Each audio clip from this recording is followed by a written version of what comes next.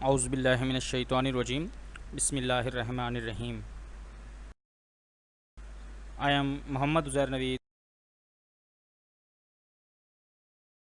आज हम अपनी फ़िज़िक्स की क्लास में चैप्टर नंबर 3 स्टार्ट करने लगे, जिसका नाम है kinematics of linear motion. Chapter number 3 हम स्टार्ट करेंगे अपनी आज की क्लास में। चैप्टर स्टार्ट करने से पहले Islamic integration. No one disputes concerning the signs of Allah except those who disbelieve, so be not deceived by their movement throughout the land। ये कुरानी आयत सूरत नंबर 40 की आयत नंबर 4 से ली गई। आज के टॉपिक्स जो आज हम डिस्कस करेंगे अपनी क्लास में, उसमें कुछ तरतीब इस तरह होगी। सबसे पहले हम रेस्ट की बात करेंगे। आप जानते हैं कि हमने स्टार्टिंग ऑफ फ़िज़िक्स की जो हमारी क्लास थी उसमें हमने डिस्कस किया था कि हमारे पास फ़िज़िक्स की टर्म्स में दो स्टेट्स होती हैं किसी भी ऑब्जेक्ट की, रेस्ट और मोशन। यानी कोई भी ऑब्जेक्ट या तो रेस्ट की हालत में होता है या फिर मूवमेंट की हालत में होता है। तो इसी तरतीब से हम पहले रेस्ट की बात करेंगे और फिर मोशन की बात करेंगे, फिर टाइप्स ऑफ मोशन की बात करेंगे। यानी वो ऑब्जेक्ट जो मूवमेंट की हालत में वो किस किस तरह मूव कर रहे हैं, उसकी टाइप्स कौन कौन सी हैं, ये भी हम आज के लेक्चर में डिस्कस करेंगे। काइनेमैटिक्स की डेफिनेशन डिस्कस करेंगे और साथ ही हम स्केलर एंड वेक्टर्स के बारे में बात करेंगे। फिजिकल क्वांटिटीज़ हमने पढ़ी थी। अब दो तरह की फिजिकल क्वांटिटीज़ होती हैं। कुछ ऐसी क्वांटिटीज़ हैं जो स्केलर क्वांटिटीज़ हैं और कुछ ऐसी क्वांटिटीज़ हैं जिनको हम वेक्टर क्वांटिटीज़ कहते हैं। तो आज की क्लास में हम ये दोनों भी डिस्कस करेंगे। हम आते हैं फर्स्ट टॉपिक की तरफ, जो कि क्या है, रेस्ट।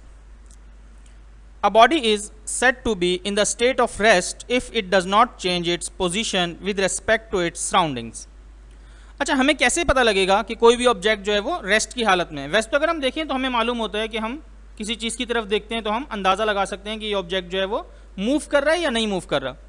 लेकिन फिजिक्स की टर्म्स में मूवमेंट किसको कहते हैं?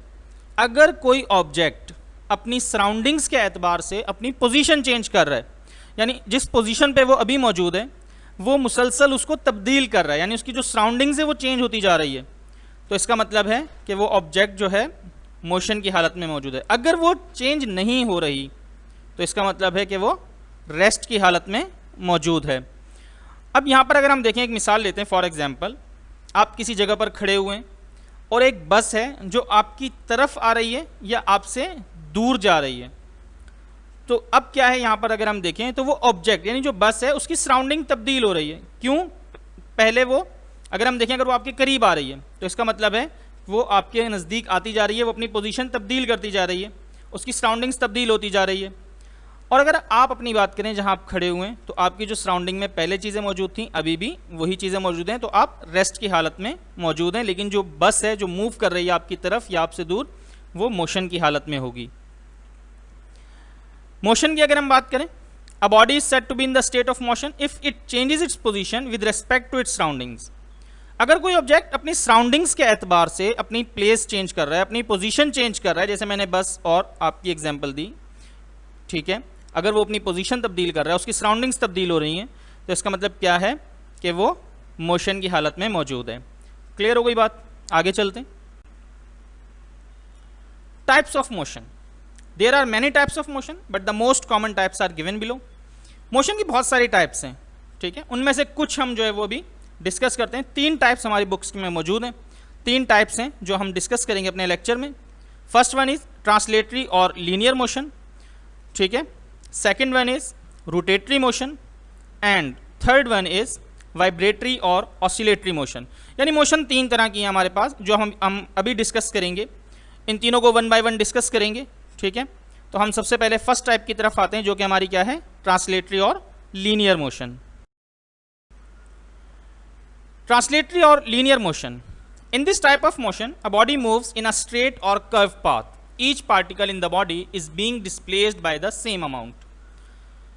ये टाइप ऑफ मोशन जो है, इसमें क्या होता है, कोई भी ऑब्जेक्ट जो होता है वो स्ट्रेट सीधे रास्ते पे मूव कर रहा है या कर्व्ड रास्ते पर। जैसे आपने देखा कभी हम रोड के ऊपर जा रहे होते हैं तो हमें टर्न जो होता है वो कर्व्ड होता है, ठीक है, यानी कर्व बनी हुई होती है टर्न के ऊपर, तो उसको भी हम लीनियर मोशन कहते हैं। फॉर एग्जांपल, आप कहीं पर जो है वो आप मोटरसाइकिल चला रहे हैं, आप बाइक चला रहे हैं, ठीक है, रोड के ऊपर, तो आप क्या हैं, लीनियर मोशन के अंदर मौजूद हैं, ठीक है। अब कोई टर्न आता है तो आप क्या करते हैं, कर्व होकर, ठीक है, यानी मुड़ते हैं जब, तो कर्व होकर मुड़ते हैं, तो वो भी क्या है, लीनियर मोशन के अंदर आती है। तो दोनों चीज़ें, या तो स्ट्रेट पाथ के अंदर मूवमेंट हो रही हो या फिर कर्व पाथ के अंदर मूवमेंट हो रही हो, दोनों को हम क्या कहते हैं, ट्रांसलेटरी या लीनियर मोशन कहते हैं। कुछ एग्जाम्पल्स देखते हैं अगर इसकी हम। Motion of a car on flat road, ठीक है, एक कार बिल्कुल सीधे रोड के ऊपर सीधी चलती हुई जा रही है, तो इसका मतलब क्या है, वो कौन सी मूवमेंट के अंदर है, इस वक्त वो लीनियर मोशन के अंदर है, यानी स्ट्रेट लाइन के अंदर मूव कर रही है। स्ट्रेट लाइन में मूव कर रही है, इसका मतलब है वो ट्रांसलेटरी या लीनियर मोशन के अंदर मौजूद है।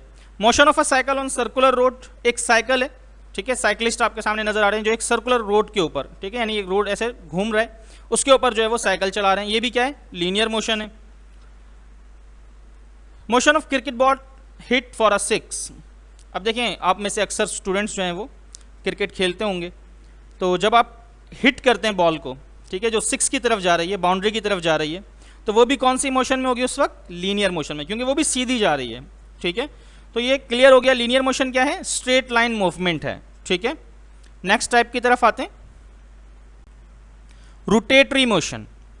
If a body spins, spins का मतलब होता है घूमना, और rotates about a fixed point, कोई भी ऑब्जेक्ट जो घूमता है, जो रोटेट करता है, वो अपने किसी फिक्स्ड पॉइंट के गिर्द रोटेट करता है, जिसको हम एक्सिस कहते हैं, ठीक है, एक्सिस ऑफ रोटेशन कहते हैं। If a body spins or rotates about a fixed point or axis, its motion is called rotatory motion.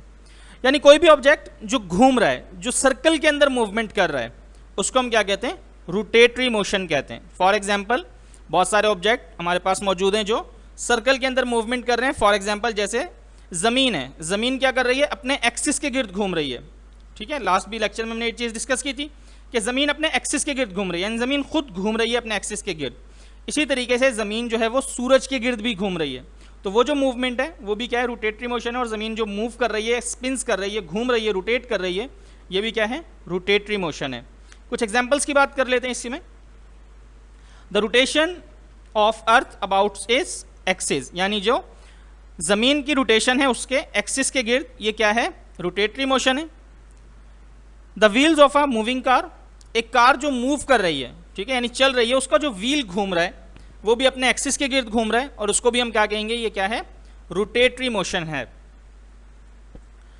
जैसे ही आपको एक व्हील नजर आ रहा है, इसका एक एक्सिस ऑफ रोटेशन है, जब ये स्पिन करता है, जब ये घूमता है, तो ये अपने एक्सिस ऑफ रोटेशन के गिर्द घूमता है। तो इस तरीके से जब ये सर्कुलेट करता है, तो इसको हम क्या कहते हैं, ये क्या है, रोटेटरी मोशन है, या इसको हम सर्कुलेटरी मोशन भी कहते हैं। The blades of a moving electric fan, electric fan सबके घरों में मौजूद है, जहां पर अभी आप मौजूद होंगे, आपके सर पर चल भी रहा होगा इलेक्ट्रिक फैन। अगर आप उसको देखेंगे तो उसके जो ब्लेड्स हैं वो क्या कर रहे हैं, जो सेंटर के अंदर एक सिल्वर कलर की या गोल्डन कलर का आपको एक डायल नजर आ रहा है, उसके गिर्द, वो उसका एक्सिस ऑफ रोटेशन है। तो उसके जो फैंस हैं, फैंस के जो ब्लेड्स हैं, वो क्या कर रहे हैं, रोटेटरी मोशन के अंदर मौजूद हैं। तो ये कुछ टाइप्स हैं, ये कुछ हमारे पास एग्जाम्पल्स थी रोटेटरी मोशन की, ठीक है। आगे चलते हैं, वाइब्रेटरी और oscillatory motion. A body moves to and fro about its mean position is called vibratory motion. Vibratory motion can be described as any object moving, swinging back and forth, moving up and down. अच्छा देखें, यहाँ जो हम बात कर रहे हैं vibratory और ऑसिलेटरी मोशन की, अगर कोई ऑब्जेक्ट अब किसी एक फिक्स्ड पॉइंट के आगे और पीछे, यानी टुवर्ड और बैकवर्ड, आगे और पीछे मूव करता है, यानी पॉइंट से आगे जाता है फिर पॉइंट से पीछे जाता है, इस तरह की जो मूवमेंट करता है उसको हम वाइब्रेटरी मोशन कहते हैं। इसकी बहुत सारी एग्जांपल्स हैं, लाइक आपके पास एक रबर बैंड मौजूद है जिसको आपने तोड़ लिया बीच से और दोनों हाथों से पकड़कर उसको खींचा, ठीक है, दोनों हाथों से पकड़कर उसको आपने स्ट्रेच किया। स्ट्रेच करने के बाद आपने किसी से कहा कि इसको जरा थोड़ा सा पकड़कर पीछे छोड़ें, यानी खींचकर इसको वापस छोड़ दें, तो वो क्या करेगा, वो ऐसे रोटेट यानी वाइब्रेट करना शुरू कर देगा। वो अपने यानी वो जो सेंटर था उससे आगे और पीछे ऐसे थरथराना शुरू कर देगा, कांपना शुरू कर देगा, जिससे आपको पता लगेगा कि ये क्या कर रहा है, अपने मीन पोजीशन से, यानी जो उसका स्ट्रेचिंग पॉइंट था, जो मीन पोजीशन थी, उससे आगे और पीछे मूवमेंट कर रहा है। तो इस तरह की जो मूवमेंट है उसको हम क्या कहते हैं, वाइब्रेटरी मोशन कहते हैं। इसकी भी कुछ एग्जांपल्स देखें अगर हम। मोशन ऑफ पेंडुलम, अब आपके सामने एक पेंडुलम नजर आ रहा है, ये क्या है, बेसिकली एक बॉल है जिसको एक स्ट्रिंग के जरिए, एक रस्सी के जरिए जो है वो हैंग किया गया है, ठीक है। ये जो ओ पोजीशन आपको नजर आ रही है, ये इसकी मीन पोजीशन है, ठीक है, यानी इसकी सेंट्रल पोजीशन है। अब इसको हम बी पोजीशन तक डिस्प्लेस करते हैं, यानी इसको पकड़कर हम बी पोजीशन तक लेकर जाते हैं, और जब बी पोजीशन पर ले जाकर इसको हम वापस छोड़ते हैं तो क्या ये ओ पोजीशन पर आकर रुक जाएगा अपनी? नहीं, बल्कि ये क्या करेगा, ए पोजीशन तक जाएगा, यानी ये आगे तक जाएगा। और जब ये वापस आएगा तो भी ये ओ पर नहीं रुकेगा, बल्कि वापस ये बी से थोड़ा सा पीछे की तरफ यानी उसी तरफ जाएगा। तो ओ इसका जो है वो मीन पोजीशन है, ठीक है, जिसके इर्द गिर्द मूव कर रहा है, यानी इसके आगे और पीछे। इसको हम कहते हैं टू एंड फ्रो मोशन। तो ये पेंडुलम की जो एग्जांपल है ये वाइब्रेटरी मोशन के लिए, जिसके अंदर जो ऑब्जेक्ट है वो क्या कर रहा है, वाइब्रेटरी मोशन कर रहा है, अपने फिक्स्ड पॉइंट ओ के गिर्द वाइब्रेट कर रहा है। इसके अलावा अगर हम देखें motion of a body suspended from spring, एक स्प्रिंग है, ठीक है, जिसके साथ एक बॉडी जो है वो अटैच हुई हुई है, ठीक है। अगर इस बॉडी को अगर हम देखते हैं तो आपको नजर आ रहा है कि इसको जब स्ट्रेच कर रहे हैं तो ये एक पहले फिक्स्ड पॉइंट पर था, अब ये क्या कर रहा है, रोटेट कर रहा है, यानी उस पॉइंट से आगे ऊपर और नीचे, ठीक है। ये भी क्या है, अपने मीन पोजीशन से ऊपर और नीचे मूव कर रहा है, इसको हम क्या कहेंगे, टू एंड फ्रो मोशन कहेंगे, जिसको हम वाइब्रेटरी या ऑसिलेटरी मोशन कहते हैं। आगे आते हैं काइनेमैटिक्स एंड डायनामिक्स, इन दोनों को डिस्कस करते हैं कि काइनेमैटिक्स क्या है और डायनामिक्स क्या है। The word kinematics is drive from Greek word kinema meaning motion, यानी ये जो वर्ड काइनेमैटिक्स है ये एक ग्रीक वर्ड से हमें ड्राइव किया है, ग्रीक वर्ड से बनाया है इसको, और उसके मीनिंग क्या है, मोशन है। अब ये काइनेमैटिक्स की डेफिनेशन हमने पहले भी डिस्कस की थी, it is the branch of physics which deals with the motion of object with और विदाउट रेफरेंस ऑफ फोर्स। यानी काइनेमैटिक्स के अंदर हम क्या पढ़ते हैं, काइनेमैटिक्स के अंदर हम ऑब्जेक्ट की मोशन के बारे में पढ़ते हैं, मूवमेंट के बारे में पढ़ते हैं। यानी जो हम ऑब्जेक्ट की मूवमेंट है, जैसे भी हमने स्टार्ट में भी डिस्कस किया कि ऑब्जेक्ट जो है वो या तो रेस्ट की हालत में होगा या फिर मोशन की हालत में, तो जो मूवमेंट है वो हम डिस्कस करते हैं काइनेमैटिक्स के अंदर। अब ये डायनामिक्स क्या है, dynamics is the branch of physics which deals with the cause of motion and how they effect the motion. अब अगर हम देखें कि डायनामिक्स क्या है, डायनामिक्स जो है ये ब्रांच है फिजिक्स की, ठीक है, जिसके अंदर हम डिस्कस करते हैं कॉज ऑफ मोशन, यानी हम मोशन तो डिस्कस कर रहे हैं काइनेमैटिक्स में, लेकिन उसके जो कॉज है, अब मोशन की कॉज क्या है, अगर हम देखें कि ऑब्जेक्ट मूव क्यों कर रहा है, कैसे कर रहा है, किस वजह से कर रहा है, तो बेसिकली अगर हम बात करते हैं तो हमें पता लगता है कि फोर्स की मदद से कोई भी ऑब्जेक्ट जो है वो मूव करता है, ठीक है। And how they effect the motion, और वो जो पावर है, वो जो फोर्स है, वो किस तरीके से मोशन पर असरअंदाज होती है, ये हम डिस्कस करते हैं डायनामिक्स के अंदर। अब अगर हम देखें तो फिजिक्स को हमने डिस्कस की थी बहुत सारी ब्रांचेस, इसकी कुछ ब्रांचेस जैसे ऑप्टिक्स है, मैकेनिक्स है, इलेक्ट्रिसिटी, हीट, ये बहुत सारी हमारी ब्रांचेस हैं। इसके अलावा और भी हमने बहुत सारी ब्रांचेस पढ़ी थी, जैसे प्लाज्मा फिजिक्स है, एस्ट्रोफिजिक्स है, एटॉमिक फिजिक्स, न्यूक्लियर फिजिक्स, और भी आपके पास बहुत सारी ब्रांचेस मौजूद हैं।